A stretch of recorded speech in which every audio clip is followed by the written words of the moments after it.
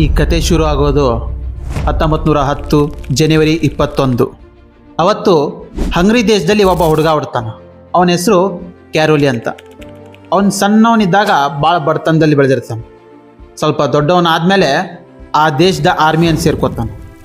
ಅವನು ಪಿಸ್ತೂಲ್ ಶೂಟಿಂಗ್ನಾಗ ಎಷ್ಟು ಫೇಮಸ್ ಇರ್ತಾನಂದ್ರೆ ಆ ದೇಶದ ಎಲ್ಲ ನ್ಯಾಷನಲ್ ಚಾಂಪಿಯನ್ಶಿಪ್ನ ಅವನು ಗೆದ್ದಿರ್ತಾನೆ. 1938ರಲ್ಲಿ ಅಲ್ಲಿರುವ ಎಲ್ಲ ಜನರಿಗೆ ಏನಾಗಿಸುತ್ತಂದ್ರೆ 1940ರಲ್ಲಿ ನಡೆಯುವ ಒಲಿಂಪಿಕ್ಸ್ನ ನಮ್ಮ ಕ್ಯಾರೋಲಿನೇ ಗೆದಿತಾನಂತಂದು ಆ ದೇಶದಲ್ಲಿರುವ ಎಲ್ಲ ಪ್ರಜೆಗಳು ನಂಬಿಕೆನ ಇಟ್ಕೊಂಡು ಕೂತಿರ್ತಾರೆ. 1938ರಲ್ಲಿ ಕ್ಯಾರೋಲಿ ಆರ್ಮಿ ಟ್ರೈನಿಂಗ್ನಲ್ಲಿ ಹೋಗಿರ್ತಾನೆ. ಅವತ್ತು ಅವನ ಜೀವನದಾಗ ಆಗಬಾರ್ದು ಒಂದು ಘಟನೆ ಆಗ್ಬಿಡುತ್ತೆ. ಆ ಟ್ರೈನಿಂಗ್ನಲ್ಲಿ ಅವನ ರೈಟ್ ಹ್ಯಾಂಡ್ನಲ್ಲಿ ಒಂದು ಗ್ರ್ಯಾನೇಟು ಬ್ಲಾಸ್ಟ್ ಆಗುತ್ತೆ. ಒಂದು ತಿಂಗಳು ಕ್ಯಾರೋಲಿ ಹಾಸ್ಪಿಟಲ್ನಲ್ಲೇ ಇರ್ತಾನೆ. ಅವನು ಹಾಸ್ಪಿಟಲಿಂದ ಡಿಸ್ಚಾರ್ಜ್ ಆದ ಬಂದಮೇಲೆ ಅವ್ನು ರೈಟ್ ಹ್ಯಾಂಡ್ ಹೋಯ್ತು ಅಂತ ಟೆನ್ಷನ್ದಾಗ ಕುಂದಿರೋದಿಲ್ಲ.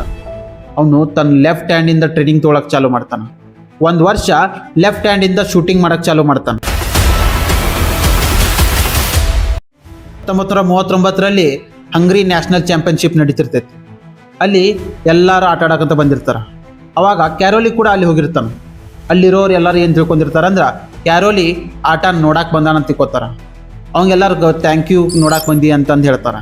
ಆದ್ರೆ ಕ್ಯಾರೋಲಿ ಒಂದು ಮಾತು ಹೇಳ್ತಾರೆ ಅವರಿಗೆ, ನಾ ಇಲ್ಲಿ ನಿಮ್ಮ ಆಟ ನೋಡೋಕ್ಕಂತ ಬಂದಿಲ್ಲ, ನಾ ಇಲ್ಲಿ ಆಟ ಆಡೋಕ್ಕಂತ ಬಂದೀನಿ ಅಂತಂದು ಹೇಳ್ತಾರೆ.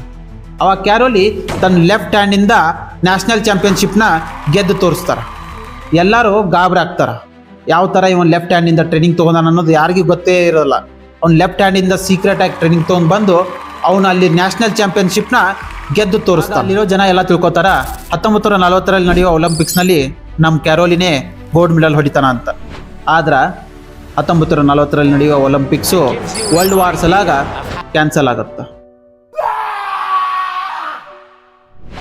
ಒಲಿಂಪಿಕ್ಸ್ ಕ್ಯಾನ್ಸಲ್ ಆದರೂ ಕ್ಯಾರೋಲಿ ಸುಮ್ ಕುಂದಿರಲಿಲ್ಲ. ಅವ್ನು ತನ್ನ ಟ್ರೈನಿಂಗ್ನ ಹಾಗೆ ಕಂಟಿನ್ಯೂ ಮಾಡ್ತಾ ಇರ್ತಾನೆ. 1944 ಒಲಿಂಪಿಕ್ಸ್ ಆಡ್ಬೇಕಂತ ಅವ್ನು ರೆಡಿಯಾಗಿರ್ತಾನೆ. ಆದ್ರೆ ವರ್ಲ್ಡ್ ವಾರ್ 2 ಸಲಾಗ ಮತ್ತೆ ಒಲಿಂಪಿಕ್ಸ್ ಕ್ಯಾನ್ಸಲ್ ಆಗುತ್ತೆ.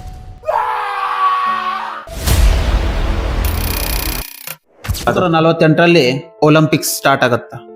ಕ್ಯಾರೋಲಿಗೆ ಅವಾಗ ವಯಸ್ಸು 38 ಆಗಿರುತ್ತೆ. ಎಲ್ಲರೂ ಎಂಗೇಜ್ನವ್ರು ಇರ್ತಾರೆ. ಇವಂಗೆ ವಯಸ್ಸಾಗ್ಯದಂತಂದು ಯಾರೂ ಅವನ ಮೇಲೆ ನಂಬಿಕೆನೇ ಇಟ್ಟಿರೋದಿಲ್ಲ. ಆದರೆ ಕ್ಯಾರೋಲಿ ತನ್ನ ಲೆಫ್ಟ್ ಹ್ಯಾಂಡಲ್ಲಿ ಪಿಸ್ತೂಲ್ನ ತೊಗೊಂಡು ಮ್ಯಾಚ್ ಆಡೋಕೆ ಹೋಗ್ಯಾನ. ತನ್ನ ಲೆಫ್ಟ್ ಹ್ಯಾಂಡಿಂದ ಶೂಟ್ ಮಾಡಿ ಗೋಲ್ಡ್ ಮೆಡಲ್ನ ಗೆದ್ದು ಹಂಗರಿ ದೇಶಕ್ಕೆ ತೊಗೊಂಡು ಹೋಗ್ತಾನೆ. ಅದಾದಮೇಲೆ 1952 ಒಲಿಂಪಿಕ್ಸ್ಗೆ ಮತ್ತೆ ವಾಪಸ್ ಕ್ಯಾರೋಲಿ ಬರ್ತಾನೆ. ಅವಾಗೂ ವಯಸ್ಸಾಗಿರುತ್ತೆ ಅವ್ರಿಗೆ 42.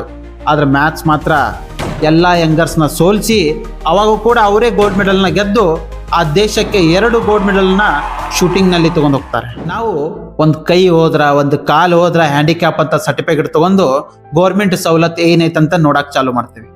ಆದರೆ ಅವನು ತನ್ನ ಹ್ಯಾಂಡಿಕ್ಯಾಪ್ ಇದ್ದರೂ ಆ ದೇಶಕ್ಕಂತ ಒಂದು ಗೋಲ್ಡ್ ಮೆಡಲ್ನ ತಂದು ಕೊಡ್ತಾನೆ. ನಾವು ಹ್ಯಾಂಡಿಕ್ಯಾಪ್ ಅಂದರೆ ಕೈ ಕಾಲು ಇಲ್ಲದೆ ಇದ್ದವ್ರು ಹ್ಯಾಂಡಿಕ್ಯಾಪ್ ಅಲ್ಲ.